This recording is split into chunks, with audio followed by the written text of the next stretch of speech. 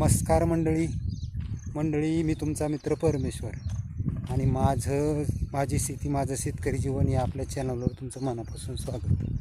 तर मित्रांनो, मी आलतो शेतामध्ये आणि आजचा ब्लॉग आपला खूप विशेष होणार आहे.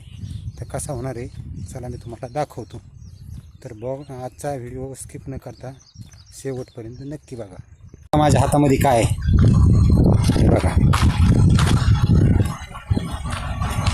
कुठेही दगडाच्या बाजूला माळ रानावर कुठेही उपलब्ध होणारी ही वनस्पती.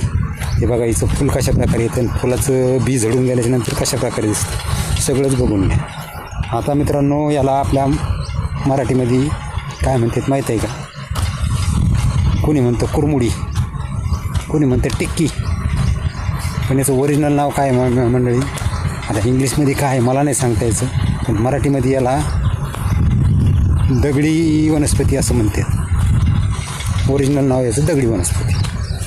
आता हिचं काम काय मित्रांनो, आपण शेतामध्ये चालताना ठेस लागली, दुखापत झाली, रक्त व्हायला लागलं तर त्यावेळेस काय करतो आपण, पाला तोडतो, दोन्ही हाताच्या मध्ये घेऊन त्याला मुरगाळून त्याचा रस त्या जखमेवरती पिळतो आणि मग ती जखम पाणी धरीत नाही, थोडक्यात कोरडी पडायला चालू होती.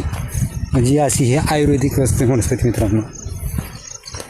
हिचा वापर खूप चांगल्या प्रमाणात जखम कोरडी करण्यासाठी केला जातो.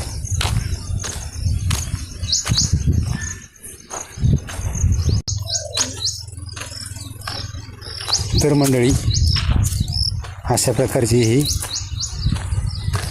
दगडी वनस्पती आता कशी वाटली नीट बघून घ्या.